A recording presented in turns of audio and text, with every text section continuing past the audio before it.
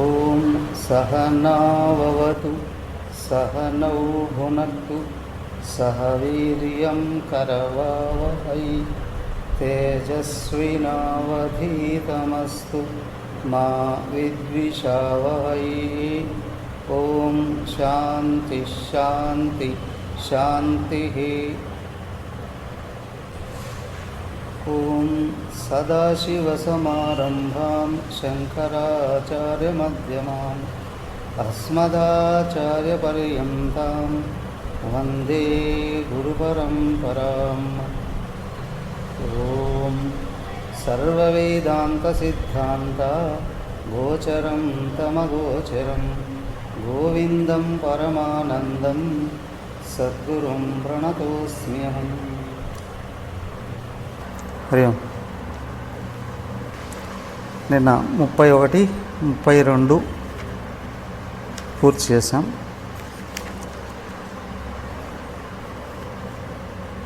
ముప్పై 3 దగ్గరకు వచ్చి ఆగాం. ఒక్కసారి కొంచెం రివైజ్ చేసుకుందాం. 31వ శ్లోకంలో మోక్షకారణ సామగ్ర్యాం భక్తిరేవ గరీయసి. మోక్షాన్ని పొందడానికి కావలసినటువంటి అధికారాలలో, మోక్షాన్ని పొందడానికి కావలసినటువంటి అధికారాలలో భక్తి అత్యంత గొప్పదైనటువంటిది. భక్తి అని అంటే స్వస్వరూప అనుసంధానం, భక్తిరీతి అభిధీయతే అన్నారు. ప్రారంభంలో ప్రపంచంలో జీవిస్తూ ఉన్నారు, కానీ ముక్తి కావాలి అని అనుకున్నారు. అయితే ఆత్మను మర్చిపోకుండా ప్రపంచంలో జీవించడాన్ని భక్తి అని అన్నారు. ఇక్కడ ఫస్ట్ నేనే ఈ దేహం అనుకుంటూ, ప్రపంచమే సర్వస్వం అనుకుంటూ, ఈ ప్రపంచంలో వీలైనంత ఎక్కువగా సంపాదించి దాచుకొని అనుభవిస్తేనే జీవితం అని భావిస్తారు అందరూ కదా. అది నుండి కాదు లోపల ఆత్మ ఉంది, అది నేను, దాన్ని మర్చిపోకుండా ప్రపంచంలో వ్యవహరిస్తూ వస్తే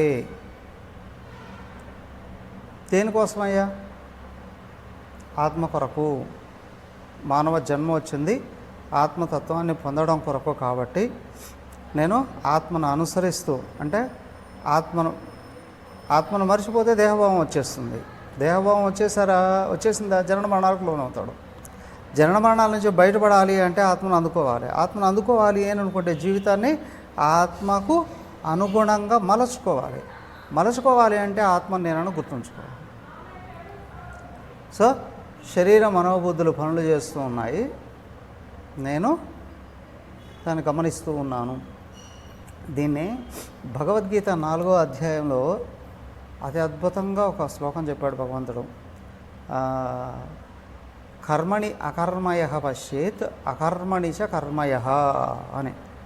కరెక్ట్గా అదే శ్లోకమే ఇక్కడ 2 శ్లోకాలలో చెప్పబడ్డారు అనిపించింది.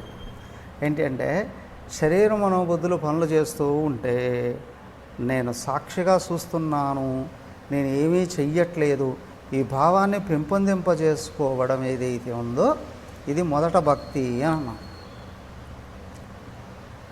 భక్తి అక్కడ భగవంతుడు చెప్పిన దాన్నే ఇక్కడ శంకరాచార్యుల వారు దాన్ని మళ్ళీ పైకి తీశారు. 2వ స్థాయిలోకి వచ్చేప్పుడు స్వస్వరూప అనుసంధానం అని ఇక్కడ అన్నారు కదా. అయితే అక్కడ మళ్ళీ వచ్చేప్పుడు స్వాత్మతత్వ అనుసంధానం అని అన్నారు. సో ఆత్మతత్వ అనుసంధానం. ఇప్పుడేమో వ్యవహారాలు జరుగుతూ ఉన్నాయి, చేసేది ఎవరు? శరీర మనోబుద్ధులు. మరి నేనెవరు? నేను వీటికి వేరుగా ఆత్మగా ఉన్నాను. బాగుంది. సో నేనేమీ చెయ్యట్లేదు, చేసేదే శరీర మనోబుద్ధులే, నేను ఆత్మను. బట్ ఇప్పుడు ఆత్మను కనుక్కోవాలంటే ఏం చేయాలి? ఇది సరిపోదు, ఇది సరిపోదు. అప్పుడు చివరికి వచ్చేటప్పటికి ఏమిటి అనంటే, ప్రపంచం మీద అంత ఇంతో తాదాత్మ్యం ఉన్నది అని అంటే ఇదిగో శరీరం పనులు చేస్తూ ఉంటుంది. మహాత్ముడికి సంబంధం లేదు, ఇక్కడ పనులు చేస్తూ ఉంటుంది. సరే, దాని నుంచి నాకు ముక్తే కావాలి అని ఎప్పుడైతే అనుకుంటాడో ఇక కర్మ బాహ్యమైనటువంటి ప్రపంచంలో శరీర మనోబుద్ధులతో చేసేటువంటి కర్మయోగం ఏదైతే ఉన్నారో దాన్ని కూడా దాటి జ్ఞానయోగంలోకి వస్తారు. ఇప్పుడు జ్ఞానయోగంలోకి వచ్చేటప్పటికి ఉన్నదంతా పరమాత్మయే, అదే నేను కనుక్కోవాల్సినటువంటిది. ఆత్మను మర్చిపోకుండా వ్యవహారం చేయడం, లేదా ఆత్మను కావాలి అనుకుంటూ వ్యవహారం చేయడం కర్మయోగం. అదే ఫస్ట్ ఇక్కడ భక్తి. లేదు, ఉన్నదంతా ఆత్మయే కదా, ఆత్మకు అన్యంగా ఏమీ లేనప్పుడు నేను వేరే ఏం కోరుకోవాలి, నాకు సర్వం ఆత్మయే కావాలి అని అనుకున్నప్పుడు శరీర మనోబుద్ధుల్ని ఉపశమింపచేయడం, యోగారూఢ స్థితి అని అన్నారు దీన్ని. జ్ఞానయోగాన్ని కర్మ సన్యాస స్థితి అని. ఏంటంటే శరీర మనోబుద్ధుల్ని కూర్చోబెట్టి ఆత్మను రియలైజ్ కావడం. ఇదేంటండి, ఇది ఏది ఇన్నేళ్ళు చేయాలండి అనడానికి వీలు లేదు. ఏది ఫస్ట్ చేయాలండి, ఏది సెకండ్ చేయాలని లేదు. ప్రతిరోజు ఒక పూట ఒకటి జరగచ్చు, ఇంకొక పూట ఒకటి జరగచ్చు. నువ్వు ఉదయం నుండి సాయంత్రం దాకా కర్మ చేయొచ్చు, సాయంత్రం వచ్చి ధ్యానానికి కూర్చోవచ్చు. కాబట్టి మనసుని ప్రపంచంలో ఇరుక్కుపోనివ్వకుండా వెనకలున్న దేవుణ్ణి గుర్తుపెట్టుకుంటూ వ్యవహారం చేస్తూ రావడం ఏదైతే ఉందో ప్రపంచంలో ఇరుక్కుపోనివ్వదు, వెనక్కి లాగుతుంది. మనసును వెనక్కి లాక్కునేటువంటి పద్ధతి. తర్వాత ఏంటంటే మనసుకు వెనకలో ఉన్న పరమాత్మని చూపిస్తూ ఉన్నది అది ఒకటేనయ్యా, నువ్వు ఎక్కడ చూసినా ఏం చూసినా ఉన్నది ఆత్మ తప్పితే ఇంకేమీ లేదు. కంప్లీట్గా ఆత్మను రియలైజ్ కావడం కొరకు ఆత్మకు దృష్టి అన్యంగా పోకుండా ఉండడానికి ప్రారంభమైతే ఆత్మయే ఉంది, దానికంటే వేరుగా ఏమీ లేదు, అదే నేను అనేటువంటి భావాన్ని రియలైజ్ కావడానికి చేసేటువంటి కృషి రెండవసారి చెప్పబడినటువంటిది. ఇది గుర్తించాలి. 2 సార్లు ఎందుకు చెప్పారు అంటే కొంచెం తేడా ఉంది. నాకు ఆత్మ కావాలి అందుకొరకు పనిచేస్తున్నా, నీకు ఆత్మ కావాలి అనుకుంటే బయటికి వెళ్ళి పనిచేయడం ఎందుకు? ఇంకా మనసు నిలబడలేదుగా, మనసు నిలబెట్టుకోవడానికి మొదలు చేస్తున్నా. మనసుకు వేరే కోరికలు ఏమీ లేవు, ఇప్పుడేం చేయాలి? ఆపేసేయి, ఉన్నదంతా ఆత్మయే. సో కాబట్టి అకర్మణిచ కర్మయ పశ్చేత్ సబుద్ధిమాన్ మనుష్యేషు అని అన్నారు అక్కడ. అదే విషయాన్ని ఏంటి అంటే స్వ ఆత్మతత్వ అనుసంధానం. నేను పరమాత్మ వేరు వేరు కాదు. ఇప్పుడు తేడా అర్థమైందా? నేను దేహం కాదు, ఉపాధులు కాదు ఆత్మను అని మొదటి భావం అయితే, అయ్యా ఇక్కడ నేను అనేటువంటి ఆత్మ ఏదైతే ఉందో పరమాత్మయే. నేను పరమాత్మయే, అన్యంగా ఏమీ లేదు, ఆయన ఒక్కడే, ఆయనే నేను అని దాన్ని పైకి లేపగలగడం ఏది ఉందో అది పొందడానికి చేసే కృషి. అయితే ఇది కావాలి అని అంటే గురు సన్నిధిలో శిక్షణ కావాల్సిందేనండి. దానికే అన్నారు ఉపసీదేత్ గురుం ప్రాజ్ఞం. ప్రాజ్ఞుడైనటువంటి గురువుని శిక్షణలో యస్మాత్ బంధ విమోక్షణం, బంధాల నుండి బయటపడడం కొరకు శిక్షణ తీసుకోవాలి. అప్పుడే గురువుని అనుసరించి ముందుకు వెళ్ళినప్పుడే ఏమవుతుంది, దేహభావం ఊడిపోయి ఆత్మభావంలో నిలబడతారు. లేదంటే ఏమవుతుందండి, ఏమవుతుంది అంటే ప్రతి ఒక్కరికి ఉంటుంది, నేను చాలా టాలెంటెడ్, నన్ను నేను నిరూపించుకుంటా. ఎక్కడ చెడు కాదు అది. ఈ ప్రపంచంలో నన్ను నిరూపించుకుంటాను అని అనడం తప్పు కాదు, కరెక్టే. కానీ ఏంటంటే ముక్తి కావాలి అనుకున్నటువంటి వాడున్నాడే, నన్ను నేను నిరూపించుకోవడం కాదు, నేను భగవంతుడిని నిరూపించుకుంటా, నేను ప్రపంచం లేదని నిరూపించుకుంటా, నేను భగవంతుడే ఉన్నాడు అని నిరూపించుకుంటా. సో దీని దగ్గరకు వచ్చినప్పుడు ఇంకా పోలికే లేదండి అని అన్నారు. సో కాబట్టి ఇక్కడ ఏంటి అంటే ఇతరులతో పోలుస్తూ నేను ప్రత్యేకము, నేను సంథింగ్ స్పెషల్, నేను జీనియస్, నేను టాలెంటెడ్ అంటే అహంకారానికి పదును పెడుతున్నావు. ఇంకా అహంకారాన్ని రెచ్చిపోయేటట్టు చేస్తున్నావు. అదే ఆ స్థితిలో వెళ్ళొచ్చు. వాడెవడు హిరణ్యకశ్యపుడు, రావణాసురుడు ఏం చేశారు? త్రిలోకాలను జయించేసామండి అని అనుకున్నారు. సో వాళ్ళు బయట జయిస్తున్నారు, దేహాత్మభావాన్ని పెంపొందింపజేసుకుంటున్నారు, అందుకే రాక్షసులుగానే మిగిలారు.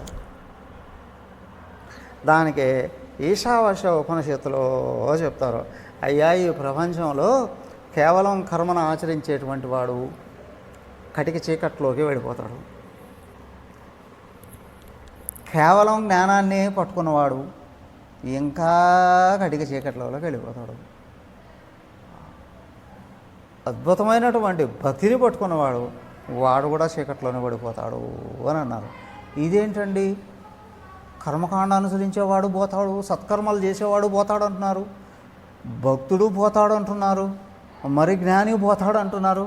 అవును, మూడింటిని కానీ సమన్వయం చేసుకోకపోతే వాళ్ళ రాక్షసులుగానే తయారవుతారు, రాక్షసులుగానే తయారవుతాడు. ఈ ప్రపంచంలో నాకంటే గొప్ప కర్మలు చేసిన వాడు ఎవడున్నాడు అని అంటాడు, దేహాత్మభావమే. నాకంటే పెద్ద భక్తుడు ఎవడు ఉన్నాడు అని అంటాడు, దేహాత్మభావమే. సో నాకు సర్వశాస్త్రాలు అలా టిప్స్ మీద చెప్పేస్తానండి అని అంటాడు, వాడు దేహాత్మభావాన్ని పెంచుకున్నటువంటి వాడే.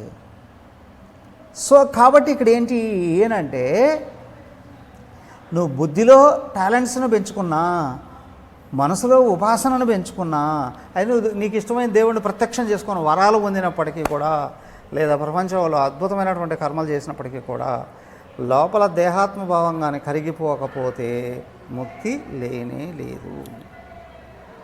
అది కావాలి అంటే ఆత్మను తెలిసిన వాడి సన్నిధిలో శిక్షణ పొందగలగాలి. శ్రోత్రియో వృషినో అకామహతో యో బ్రహ్మవిత్తమః. ఇక్కడ చెప్పారు గురువు అనే ఆయనకు ఏమేమి లక్షణాలు ఉంటాయండి. శ్రోత్రియ, మొట్టమొదటి ఏంటి అంటే చక్కగా శాస్త్ర జ్ఞానాన్ని గురువు దగ్గర అధ్యయనం చేసి ఉండాలి. ఎందుకు అంటే శాస్త్రజ్ఞానాన్ని కానీ అధ్యయనం చేసి ఉండకపోతే, మరి గురువుకి శాస్త్రాలు తెలియలేదనుకోండి, శిష్యుడికి ఏమని బోధిస్తాడు? శిష్యుడికి ఏమని అంతా బ్రహ్మమే అంటే ఏమర్థం అవుతుంది? ఏమర్థం కాదు. సో దానికి ఇక్కడ ఏంటి అంటే ఆత్మతత్వాన్ని సంపూర్ణంగా అనుభవిస్తూ ఉన్నటువంటి అవధూతలైన వాళ్ళు ఉంటారు, ఆత్మతత్వాన్ని చక్కగా విడమరిసి చెప్పగలిగినటువంటి శాస్త్ర పండితులు ఉంటారు. ఆయనకి శాస్త్రజ్ఞానం లేదు, ఈయనకు అనుభవ జ్ఞానం లేదు. దానికే అంటారు, ఒక నది దాటడానికి వెళుతున్నారట చాలామంది, కానీ కొంతమంది అక్కడ కూర్చోన్నారు, ఇద్దరు అక్కడ కూర్చోన్నారట. ఏమిటి అంటే పాపం ఒకటి కళ్ళు కనిపించవు, ఇంకొకడికేమో కాళ్ళు నడవలేడు. వీళ్ళిద్దరు కూర్చున్నారు. ఎవరిని అడిగినా వాళ్ళు ఏమో ఆయన దాటిచ్చడం లేదు. మరి ఎలా వెళ్తారు వీళ్ళు? బలమైన వాళ్ళే. ఒకడికి కాళ్ళు లేవు, నదేట దాటి వెళ్తాడు. ఇంకొకటి కళ్ళు లేవు, ఏ విధంగా లోపలికి వెళ్తాడో వెళ్ళడానికి వీల్లేదు. ఆయన పక్కన ఎవరో ఇంకొక ఆయన వచ్చి ఒక ఐడియా ఇచ్చాడట. ఐడియా ఇస్తే వీళ్ళు టాక్ మళ్ళీ వేసారట, వెళ్ళిపోతాం చూడు ఇప్పుడు మేము అని. ఏంటి అంటే ఆ గుడ్డివాళ్ళు వేసాడట, కుంటివాడిని భుజాల మీదకి ఎక్కించుకున్నాడట, ఇంకా పదరా అన్నాడట.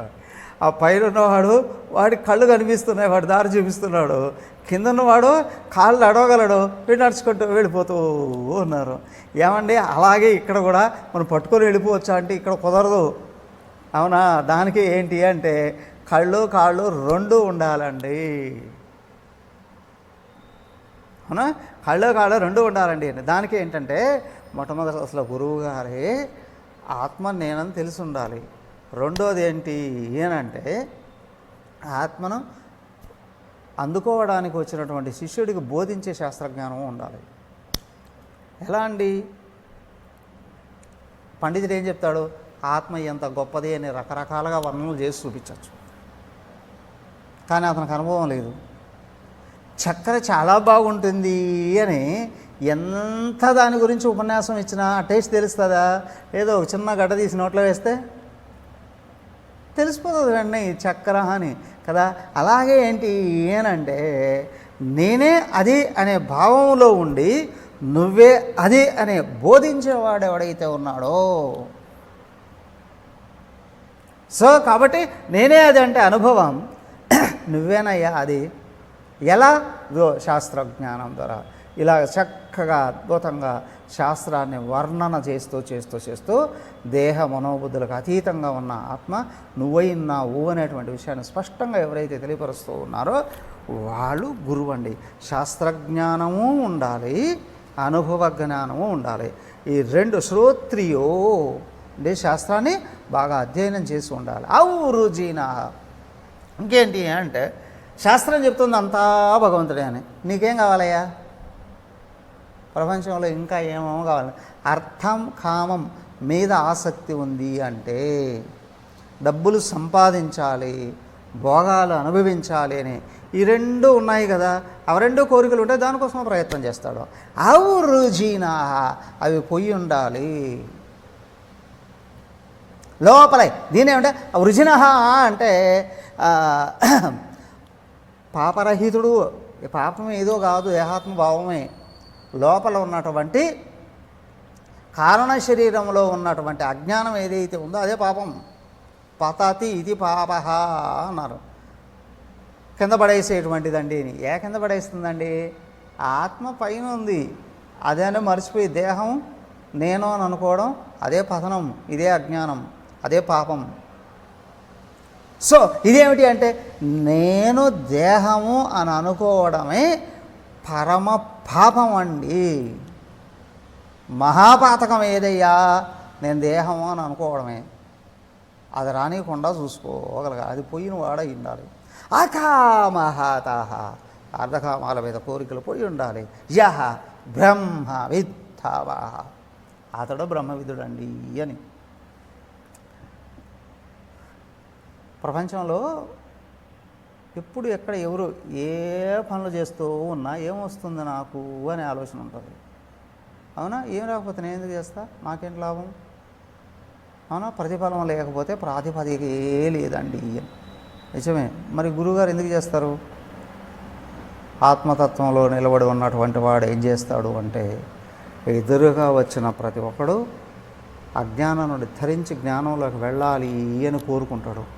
గురుదేవులకు ఉండేదట ఒక కోరిక. ఏమిటి ఏనంటే ప్రపంచంలో ఉన్న ప్రతి ఒక్కడూ భగవద్గీత చేతబట్టి అధ్యయనం చేసి దాన్ని అనుసరించి తరించాలి అని ఆయనకు ఒక పెద్ద కోరికట. అవునా? దానికి అంటారు ఇంటింట గీత, ప్రతి వ్యక్తి చేతిలోనూ గీత ఉండాలని. ఆయన చివరగా ఆయన కోరుకున్నాడట. దాని కొరకు ప్రయత్నం చేశాడు. కాబట్టి ప్రపంచంలో అత్యధికమైనటువంటి మందికి భగవద్గీత నేర్పించింది ఏకైకమైన వ్యక్తి ఎవరంటే గురుదేవులే. ప్రపంచంలో ఎప్పటి నుంచో ఆధ్యాత్మిక సంస్థలు ఉన్నాయి, విద్యాలయాలు ఉన్నాయి, ఇది ఆత్మజ్ఞానాన్ని నేర్పించే విద్యాలయాలు ఉన్నాయి. కానీ ఈ లోపల ఉందే కోరిక ఏదైతే ఉందో దానికి ఏంటంటే ప్రపంచం నుండి నాకేం కావాలి అనుకున్నవాడు దారి కోసం వెళ్తాడో, ప్రపంచంలో ఉన్న వాళ్ళందరూ తరించాలి అనే కోరిక ఎవరికైతే ఉందో ఆయన దానికే పనిచేస్తాడు. సో కాబట్టి ఇక్కడ ఏంటి అంటే ఏమండి కోరికలు ఏమైనా ఉంటాయంటే అది కోరికేం కోరికయ్యా, నాకేం కావాలి అని అనుకుంటే కోరిక, కానీ మీ అందరూ తరించాలి అని అనుకుంటే అది సంపూర్ణమైనటువంటి ఆత్మ అనుభవం నుండి పుట్టినటువంటి ప్రేమ మాత్రమే. దానికి అంటే బ్రహ్మవిత్తమః, ఉన్నదంతా భగవంతుడే, అన్యమైనటువంటిది ఏదీ లేదనే భావంలో ఎవడు స్థిరంగా ఉంటాడో వాళ్ళు ఏం చేసినా లోకాన్ని తరింపజేయడం కొరకే చేస్తారు. అది రెండోది బ్రహ్మణి ఉపరతః. ఇంకొకటి ఏంటి అనంటే ఎప్పుడు శాంతంగా ఉంటాడండి. పైకి చూస్తేనేమో తపోవన్ మహారాజ్ ఎప్పుడు ధ్యానం అంటేనే ఇష్టపడేవాడు. ఎప్పుడైనా రోజుకు 1 గంట క్లాస్ చెప్పేసేవాడు. ఏమంటే ఎక్కడున్నారు ఆయన? సరే, గురుదేవుడు ఏంటి అంటే తుఫాను గాలిలాగా తిరిగాడండి. ప్రపంచం అంతా తుఫాను ఎంత వేగంగా అంత వేగంగా తిరిగాడండి అని అన్నారు. ఏమంటే ఎవరు గొప్పవాళ్ళు? నువ్వెవడరా నిర్ణయించడానికి అని అంటారు. ఆయన బ్రహ్మస్వరూపంలోనే ఉన్నాడు, ఈయన బ్రహ్మస్వరూపంగానే ఉన్నాడు, వేరుగా లేదు. బ్రహ్మణి ఉపరతః, ఒకటి పరబ్రహ్మను గురించి స్పష్టంగా పూర్తిగా బాగా తెలిసి ఉండాలి. రెండోది ఆ బ్రహ్మతత్వాన్ని అనుభవిస్తూ ఉండగలగాలి. ఉపరతః, మనసు కోరికల నుండి వెనక్కి వచ్చి ఆత్మతత్వంలో నిలబడి ఉండగలగాలి. ఓసారి రిషికేశ్కి వెళ్ళాం. కైలాసాశ్రమం అంటే మహామండలేశ్వరుడు అంటారు. ఆశ్రమ పీఠాధిపతిని. మొత్తం అన్ని పీఠాల కంటే కూడా ఎక్కువగా చెప్తారండి అని. కైలాసాశ్రమ పీఠాధిపతి. ఆయన దగ్గరికి వెళ్ళి కూర్చుంటే మాట్లాడుతూ ఆయన అంటున్నాడు. ఏమిటి అంటే శంకరాచార్యుల వారి తర్వాత శంకరుల వారికి ఉన్నంత నిష్ట ఎవరికి ఉంది అంటే ఒక్క చిన్మయానందకే ఉంది అని అందరూ అన్నారండి. వ్యక్తికి 10 ఇంద్రియాలు ఉన్నాయి, 5 జ్ఞానేంద్రియాలు, 5 కర్మేంద్రియాలు. ఇవి ఎప్పుడు వాటికి ఇష్టమైన వాటి వైపు పరుగులు తీస్తూ ఉంటాయి. కానీ ఎటువైపు పరుగులు తీయకుండా ఆపి ఆత్మతత్వాన్ని మరచిపోకుండా ఉన్నటువంటి వాడు ఎవడైతే ఉన్నాడో, అంటే ఏం పని చేయకూడదా అండి? అది ప్రపంచంలో నిరంతరం వ్యవహరిస్తూ ఉన్నప్పటికీ కూడా కర్మేంద్రియాలు కానీ, జ్ఞానేంద్రియాలు కానీ, అంతరేంద్రియాలు కానీ వాటి ఇష్టాల వైపు పరుగులు తీయకుండా ఆత్మతత్వాన్నే లోపల గుర్తుంచుకుంటూ ఆత్మతత్వాన్ని బయట చూస్తూ ఉన్నటువంటి స్థితి ఏదైతే ఉందో అది ఈ 2 పదాలకి అర్థం. బ్రహ్మవిత్తమ, ఆయన సంపూర్ణంగా ఆత్మతత్వాన్ని ఎరిగాడండి. సో తపోవన్ మహారాజు కూర్చున్నాడు. అంతేనా మటుకుని చిన్మయ మహారాజ్ ఆయన బ్రహ్మణి ఉపారాత, మనసు లోపల సంపూర్ణంగా ఆత్మస్థితిని పొంది అనుభవిస్తూనే ఉంది. ప్రపంచంలోకి దేహం వెళ్ళి ఎప్పుడు ఎక్కడ ఏ వ్యవహారాలు చేస్తూ ఉన్నప్పటికి కూడా ఈ లోపల అనుభవ జ్ఞానం చెదరట్లేదు. అది ఉపారాతి విత్తమహ అనబడేది. అంటే తనకు తానుగా ఒంటరిగా ఉంటే దానికే అంటారు, ఒంటరిగా ఉంటే అందరూ మహాత్ములేనండి. సమాజంలోకి వస్తే తెలుస్తుంది వాళ్ళ స్థితి కదా. వ్యవహారాల్లోకి వస్తే బుద్ధులన్నీ బయటపడతాయి. కానీ ఇక్కడ ఏంటి అంటే ఆత్మతత్వాన్ని సంపూర్ణంగా తెలుసుకొని అదే స్థితిలో స్థిరత్వంతో ఉన్నటువంటి వాడు ఉన్నాడే, ప్రపంచంలోకి వచ్చి ఎప్పుడు ఎక్కడ ఏ పనులు చేసినప్పటికీ కూడా ఈ తత్వం చెదరకుండా ఉండగలిగదు అని అంటే ఇతడు మహాత్ములలోకే మహాత్ముడు. రమణ మహర్షుల వారిని అనేవారు. ఒకసారి ఆయన రియలైజ్ అయిన తర్వాత ఇంకెప్పుడు నేను ఆత్మను అనే విషయం మర్చిపోలేదట. అందరికీ అనిపిస్తుంది క్లాస్ వింటున్నారు అని అనుకోండి, అవును నేను ఆత్మనే అది అవురా ఓం శాంతి శాంతి శాంతి అని క్లాస్ క్లోజ్ చేశాము అంటే ఇప్పుడు 2 సెకండ్ షేడ్ పైకి లేస్తుంది. నేను దేహాన్ని ఈ కోరికలన్నీ గుర్తొస్తాయి. పరుగుెత్తుకుంటూ ప్రపంచంలోకి వెళ్ళిపోతుంది. అలా అంతేం కాదులేండి అంటే ఏదో కొంచెం సేపు ఉంటుందిలేండి, కొంచెంసేపు పోతుందిలేండి. ఇదంతా ఏంటి అంటే క్రమంగా ఎదుగుదల అనేది కలుగుతూ ఉండేటప్పుడు జరుగుతాయి. అయ్యా క్లాసు వింటూ ఉన్నంత వరకైనా మనసు చెలించకుండా కూర్చోన్నదంటే సామాన్యమేం కాదు కదా, సమాధి స్థితే. అవునా? కొంతమంది ఇంకా క్లాస్ మొదలు పెట్టారు, ఇంకెప్పుడైపోతుంది. ఒకవేళ ఇది జూమ్ క్లాస్ కాబట్టి సరిపోతుంది కానీ క్లాస్లో కూర్చున్నాము అని అనుకోండి. కొంతమంది ఇట్లా చూసారు, కొంతమంది వెనకల టైం పీస్ ఉందనుకోండి ఇట్లా అనేవారు, అట్లా అనేవారు. ఇంకొంతమంది స్వామి టైం అయిపోయింది ఆపేయండి, అదేదో ఆపుకొని వెళ్ళిపోవచ్చు కానీ మీరు ఆపేయండి అని లోపల రజోగుణం గొడగొడ పెడుతూ ఉంటే అవునా వెనకలో ఎదురుగా కనిపిస్తున్న క్లాస్ కూడా ఎప్పుడెప్పుడు అయిపోతుందా అనిపిస్తుంది. బ్రహ్మణి ఉపరత శాంత, కానీ లోపల ఆత్మ అనుభవం పెరుగుతూ ఉంది అంటే, ఆత్మస్పృహ పెరుగుతుంది అంటే, ఆత్మస్థితి పెరుగుతుంది అంటే ప్రపంచాన్ని మర్చిపోగలం. ఆయన వశిష్ఠ మహర్షి క్లాస్ చెప్తున్నారు, బ్రహ్మచారులు ముందు కూర్చోన్నారు సన్యాసులు. అక్కడికే జనక మహారాజు కూడా వచ్చాడు. వచ్చారు అక్కడ దగ్గరగానే. ఆయన ఉన్నట్టుండి ఆయన వస్తూ ఉండేవారట. వస్తూ ఉంటే వీళ్ళకందరికీ అనిపించేదట ఈ జనక మహారాజుకి ఎక్కువగా విలువ ఇస్తూ ఉన్నారు గురువుగారు, మాకు విలువ ఇవ్వడం లేదు. మేము అన్నీ వదిలిపెట్టి ఈయన దగ్గరకు వచ్చి ఉన్న బ్రహ్మచర్యంలో ఉంటే మాకు విలువ లేదు. కానీ ఆయన గృహస్థుడు, ఆయన వచ్చిపోయేవాడికి ఆయన ఎక్కువగా అధికంగా విలువ ఇస్తున్నాడండి అని లోపల గురువు గారి మీదనే ఉండేదట. ఒకరోజు వీళ్ళకి ప్రాక్టికల్గా చూపించాలి అని అనుకున్నాడట. ఆయన ఏంటి వీళ్ళేంటి అని ఆయన అలాగా పాఠం చెప్తూ కళ్ళాడు చూశాడట. నగరం అంతా కాలిపోతుందట. నగరం మధ్యలో ఉంది ఇలా ఆశ్రమం కూడా తగలబడిపోతూ ఉన్నట్టు కనిపిస్తుందట. వెంటనే అరే ఆశ్రమం కాలిపోతుంది, అక్కడ కుటీరాలన్నీ కాలిపోతున్నాయి అన్నాడట. ఈ శిష్యులు ఉన్నారే ఎగిరి దూకి పరిగెత్తుకుంటూ వెళ్ళిపోయారట. దేనికయ్యా?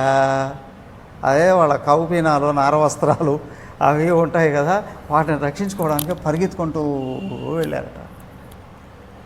వెళ్ళి మళ్ళీ తిరిగి వచ్చారు. లేదు, ఎక్కడో దూరంగా ఉంది, ఇక్కడ తగలలేదు అనుకుంటారు. జనక మహారాజు అసలు వెళ్ళనే లేదట. ఏమయ్యా, నీ నగరం తగలబడిపోతూ ఉంటే నువ్వు వెళ్ళలేదే అని. ఏమండి గురువుగారు, మీరు పాఠం చెప్తున్నారే, ఈ అంతఃపురమే నేను కాదు అని ఆ అంతఃపురం కాలుతూ ఉంటే నాదేని నేను ఏమని పరిగెత్తనండి అని. ఈ అంతఃపురం తగలబడిపోతుందండి అని. ఈ అంతఃపురమే, అవునా, భగవద్గీతలో చెప్తారు, నవద్వారే పురే దేహి అని. 9 ద్వారాలు కలిగిన అంతఃపురం అండి ఇది అని. ఈ పురమే నేను కాదని చెప్తున్నారు కదా గురువుగారు, మరి ఆ పురం కోసం ఏమని వెళ్ళేది అని అన్నాడట. అప్పుడు అర్థమైంది మిగతా వాళ్ళకందరికీ కూడా. కాబట్టి ఏంటి అని అంటే, బ్రహ్మచారి గొప్పోడా, సన్యాసి గొప్పోడా, గృహస్థ గొప్పోడా అనొచ్చు. గృహస్థులు మేము పెట్టి పోషిస్తే కదా మీరు బ్రహ్మచారులు సన్యాసులు బతుకుతున్నారు అనొచ్చు. బ్రహ్మచారి వచ్చు, నేను సర్వసంగ పరిత్యాగనండి, నాకంటే గొప్పవాడు ఎవరున్నారండి అని. ఇంకోటి వచ్చు, కాషాయ వస్త్రాలు వేసుకోవన్నా, నాకంటే ఈ బ్రహ్మాండంలో గొప్పవాడే లేడు అనొచ్చు. అయ్యా, అలా అనుకుంటూ ఉన్న వాళ్ళందరూ అనాత్మలే, ప్రకృతిలో భాగాలే, ఈరోజు ఉండి రేపు పోయేటువంటి వాళ్ళే. కానీ ఎవరండి ఉండేది? ఈ దేహం పంచభూతాల నుండి వచ్చింది. పంచభూతాలే నిజం కాదు, పంచభూతాలే తాత్కాలికమైనవి. నేను ఆత్మననే భావంలో ఎవరైతే స్థిరంగా ఉండగలుగుతూ ఉన్నారో, బ్రహ్మణి ఉపరత శాంత. ఏదో అంటారు, దున్నపోత మీద వర్షం పడుతుంది అంటే కదలకుండా నెమరేసుకుంటాడు. ఎక్కడ ఎవడు ఏమైతే నాకేమండి, నేనేం పట్టించుకోనండి అని. వాడెవడు రోమ్ నగరం కాలిపోతూ ఉంటే ఆ పైన కూర్చొని ఫిడేలు వాయించుకున్నాడు ఆ నగరాధిపతి. వాడి పేరేంటి? ఆ రోమ్కు రాజు అప్పుడు, చండాలమైన పేరు ఒకటి. అలాగా ఎక్కడ ఏమవుతున్నా నేను కూడా ఏం పట్టించుకోను స్వామి గారు. ఎవడు ఏమవుతూ ఉన్నా కూడా నేనేం పట్టించుకోను. మా అమ్మకి ఏమైనా నేను పట్టించుకోను, మా నాన్నకి ఏమైనా పట్టించుకోను. వాళ్ళ కర్మలో అనిపిస్తున్నాను నేను. అదే దున్నపోతలాంటి జీవితం అని అంటారు. అది కాదే ఇక్కడ ఆత్మస్థితిలో ఉండి తనది అనేది ఏమీ లేదు అని గుర్తించగలగడం ఉన్నదంతా కొంత. దానికి ఇక్కడ ఏం చెప్పారు అని అంటే, అదే చెప్తారు భగవద్గీత 6వ అధ్యాయంలోనే చెప్తారు. ఏంటంటే, తనకు కష్టం వచ్చినప్పుడు హిమాలయాల్లాగా స్థిరంగా నిలబడాలి, ఇతరులకు కష్టం కలిగినప్పుడు మంచులాగా కరిగి ప్రవహించాలి గంగానదిలాగా. అవునా? జనరల్గా ఏమనిపిస్తుంది, ఇతరులకు కష్టం వచ్చినప్పుడు అరే నువ్వు ఆత్మవురా ఏమనుకోకరా, మన నాకు కష్టం వస్తే అది కాదండి.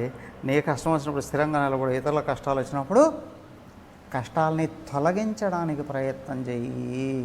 పరిగెత్తే శరీరమే, కానీ నువ్వు చూసుకుంటూనే శరీరాన్ని పరిగెత్తింపజేయగలిగి ఇతరుల దుఃఖాలని, ఇతరుల కష్టాలని తొలగింపచేయడం కొరకు నిరంతరం నడిచే దేవుడండి అంటారు గురువుని. అవునా? అలాగా వ్యవహరిస్తూ ఉంటాడండి. కానీ లోపల ఆత్మతత్వాన్ని వదలడండి. ఆత్మ జ్ఞానంలో సంపూర్ణ సుఖములోనే ఉంటాడండి. శాంత నిరింధన ఇవ అనలహ. అనలహ అగ్ని కాలుతూ ఉంది. ఎలా కాలుతుందండి? అగ్ని బాగా మండే ఉంటే అగ్నిలో కర్రలు వేస్తూ ఉంటే, కర్రలకు బెరడ గిరడ ఏదైనా ఉంది అని అనుకోండి, కొంచెం పచ్చిగా ఉంటే పొగలు వస్తూ ఉంటాయి కదా. ఏదో ఒక విధంగా కొంచెమైనా ఎంత ఎండింది అయినా కొంచెం కొంచెం పొగలు వస్తూనే ఉంటాయి కదా. కానీ అగ్ని కంప్లీట్గా కాలిపోయింది. అగ్నిలో చూసామనుకోండి, ఆ కర్ర ఎలా ఉంటుందో ఆకారం కనిపిస్తుంది, అట్లాగా అవునా, ఆకారం కనిపిస్తుంది. కానీ దాంట్లో పొగలు అస్సలు రావు. ఏమండి పొగలు ఎందుకు రావు? కంప్లీట్గా కాలిపోయింది, కేవలం అగ్నిగానే ఉంది. అలాగా కదిలిస్తే అది దిగిపోవచ్చు, కానీ కర్రలాగా అనిపిస్తుంది, కానీ కంప్లీట్గా అగ్ని ఉంది అక్కడ. ఫీల్ ఏమీ లేదండి, ఇంకా కాలవలసింది మిగిలి లేదండి అని. అలాగే ఏంటి అని అంటే, లోపల కారణ శరీరం కంప్లీట్గా కాలిపోయింది అని అనుకోండి, శరీరం కనిపిస్తుంది పైకి, అందరికి మనలాంటి వ్యక్తే ఇలు అని అనిపిస్తారు. కానీ లోపల ఉన్నది ఎవరయ్యా? కేవలం పరమాత్మ మాత్రమే.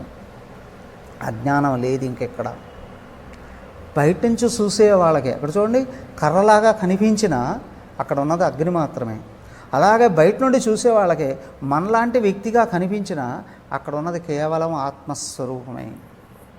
దాన్నే నిరింధన ఇవ అనాలాహ, కాలిపోయిన కర్ర అగ్ని కనిపిస్తున్నట్టు. ఇట్లా కూడా పైకి ఆకారం కనిపిస్తుంది కానీ కేవలం సంపూర్ణమైనటువంటి ఆత్మస్వరూపమేనండి. రమణ మహర్షుల వారు, రామకృష్ణ పరమహంస, వివేకానంద, తపోవన్ మహారాజ్, చిన్మయన్ మహారాజ్, శారదామాత, వీళ్ళంతా ఏంటి పైకి కనిపిస్తున్నారు. ఏంటంటే మనం ఒక ఆవిడ ఎవరో వచ్చింది అమ్మగారి దగ్గరికి, అడుగుతుంది, అమ్మ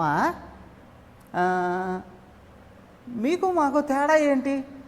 మీరు బట్టలు కట్టుకుంటున్నారు, మేము బట్టలు కట్టుకుంటున్నాం. మీరు స్నానం చేస్తున్నారు, మేము స్నానం చేస్తున్నాం. మీరు తింటున్నారు, మేము తింటున్నాం. మీరు నిద్రపోతున్నాం, మేము నిద్రపోతున్నాం. మీకు మాకు తేడా ఏంటి? ఏం లేదులే, మీరు ఈ దేహం అనుకుంటూ మొయ్యలేక మోస్తున్నామని అనుకుని లాక్కుంటూ పోతుంటారు జీవితాన్ని. మేము ఆత్మ అని తెలుసు, ఆడుకుంటే వెళ్ళిపోతూ ఉంటాము. అంతే తేడా, ఏం లేదు. చాలదు, ఎన్ని జన్మలు పడుతుందో అది పొందడం కొరకు అని. విచిత్రం ఇక్కడ ఏంటి అంటే, దృష్టి ఆత్మ మీదకి వచ్చిందా జీవితం సంపూర్ణంగా తేలికైపోతుంది, అసలు బరువు అనే మాటే ఉండదు. కానీ దృష్టి కానీ దేహం మీదకి వచ్చిందా, అబ్బా ఎంత కష్టం. ఈ దేహ భావం బలపడే కొద్దీ అన్నీ ఉన్నా కావాల్సినటివి, మంచి ఇళ్ళు ఉన్నాయి, ఆకళ్ళు ఉన్నాయి, సంపదలు ఉన్నాయి, ఇంట్లో కావాల్సిన వస్తువులు ఉన్నాయి, సేవకులు ఉన్నారు, డబ్బులు ఉన్నాయి, మంచి అన్నీ ఉన్నాయి. కానీ అండి మరి ఇంకేంటండి లోపల శాంతి లేదండి. కారణం ఏంటండి? ఇంకా ఏదో కోరికలు ఉన్నాయండి. ఎందుకున్నాయండి? దేహం నేననే భావం పోతే కదా. దానికి ఇక్కడ ఏంటి అంటే, బ్రహ్మణి ఉపరతి శాంత నిరింధన ఇవ అనలహ, వరుసగా సమన్వయం చేసుకోగలగాలి. ఆయన ఎవరయ్యా? నిత్యం నిరంతరం.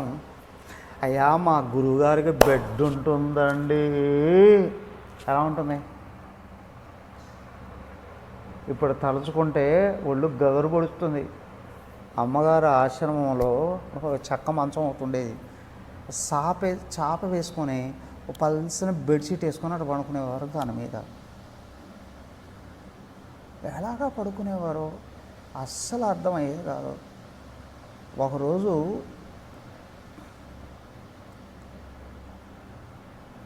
బాధ కలుగుతుంది ఒక మాట చెప్పాలి అంటేనే.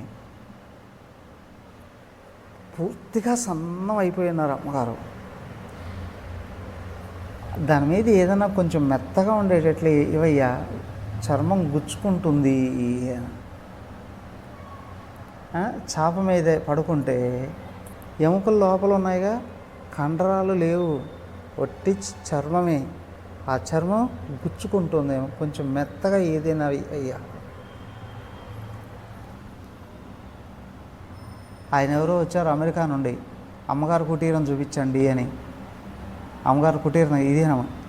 నేను అడిగేది శారదమ్మ గారి కుటీరము, మీ అమ్మగారు కుటీరం కాదు.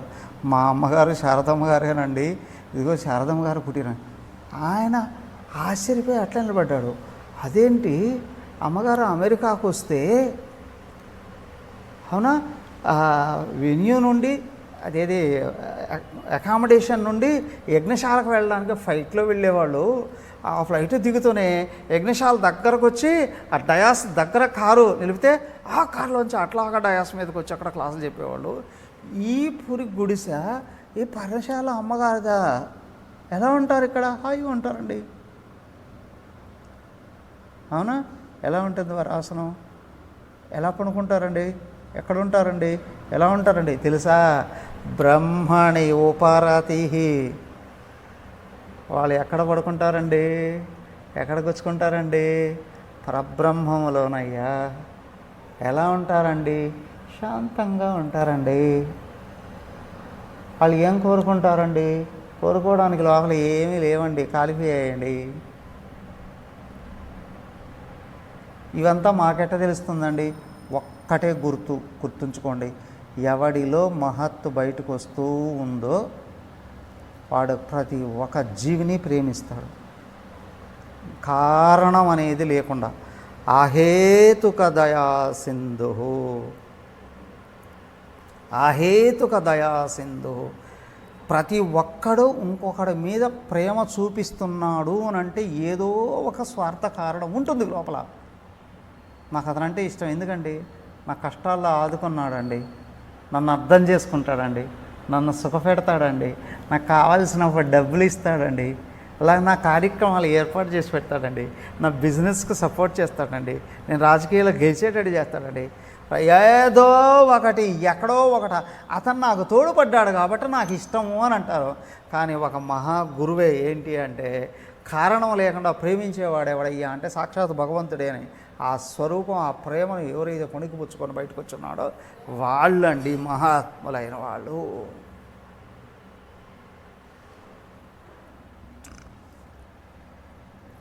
అహేతుక దయా సింధు, కారణము లేకుండానే ప్రేమించేటువంటి వాళ్ళు. ఆయన ఎవరు, ప్రసన్నాత్మానందజీ అని ఉన్నారు, ఓ మహానుభావుడు. ఆయన చెప్పేవారు ఒకసారట వాళ్ళ బ్యాచ్మేట్లోనే చెన్నైలో యజ్ఞం జరిగిందట. ఈయన ప్రసన్నాత్మానందజీ ప్రసన్న చైతన్యగా ఉండేవారు బ్రహ్మచారిగా, ఆయన బుక్ స్టాల్ ఇన్ఛార్జిగా ఉండేవారట. ఆయనకు తోడు ఇంకొక బ్రహ్మచారి ఎవరో ఇచ్చారట. ఇస్తే వీళ్ళు బుక్స్ అమ్ముకుంటూ ఉన్నారు. అంత యజ్ఞం అయిపోయింది. అయిపోయిన తర్వాత ఈ బ్రహ్మచారి కనిపించలేదట. 57 వ్యక్తి ఎటుపోయాడు, అసలు అడ్రస్ లేదట. అడ్రస్ లేదు. తర్వాత ఏమైంది, గురుదేవుల దగ్గరికి వెళ్ళి చెప్పాడు, ఆ బ్రహ్మచారి కనిపించలేదు, ఏమైందంటే అక్కడ డబ్బులు లేవు అనేసి. అక్కడ పుస్తకాలు అమ్మి డబ్బులన్నీ లేవో, ఆ బ్రహ్మచారి కనిపించలేడు. ఈ లోపల కమిటీ వాళ్ళందరూ కూర్చున్నారట. వీడు గురుదేవుడు అన్నారట, సారీ అన్నారు. ఏంటి అంటే అతడికి నేను ఇవ్వాల్సిన శిక్షణలో ఏదో లోపం ఉన్నట్టుంది, అందుకే కదా అతను ఆ విధంగా చేశాడు, మరి మీ డబ్బులు నేను పంపిస్తాను ఎవరి కాకుండా అనేసట. అయిపోయింది. అవునా? ఇప్పుడు ఆ బ్రహ్మచారి మళ్ళీ రాణిస్తారా? ఆడు వెళ్ళాడట, 6 నెలలు తిరిగాడట ఈ డబ్బులన్నీ ఖర్చు పెట్టేసుకొని. అంతా అయిపోయిందట.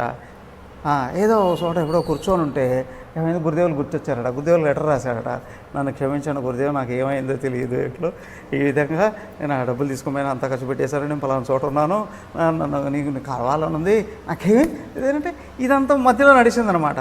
ఆ గురుదేవుడు ఏం చేశాడు, ఆడికే డబ్బులు పంపించాడట. పోస్ట్ కవర్లో డబ్బులు పెట్టేసి తొందరగా నడిచి కలువు అని అన్నాడు. ఇది మధ్యలో ఎవడికి తెలియదు. అయినా ఒకరోజు సిద్ధపరిలో ఈ బ్రహ్మచారి సడన్గా ప్రత్యక్షమయ్యాడట. మిగతా వాళ్ళందరూ కనిపిస్తున్నారు అనుకున్నారు వీడి పని అయిపోయింది అని. వాళ్ళందరూ అనుకున్నారు వీడి చంపేస్తాడో, వీడి గారు గురువుగారు తీస్తే ఏమైపోతుంది ఏమో అని అనుకున్నారట. ఆయన సడన్గా బయటకు వచ్చాడు. బయటకు వస్తేనే ఆడు పేరు చెబుతూ పరిగెత్తుకుంటూ వచ్చి అట్లా గట్టిగా కౌగులించుకునేసుకోవాలి. ఇది కూడా కౌగులించేసుకున్నా. సీరియల్ లాగా ఆగింది. ఈ మిగతా రేపు చూద్దాం. హరి ఓం శాంతి శాంతి శాంతి. హరి ఓం శ్రీ గురుభ్యో నమః. హరి ఓం.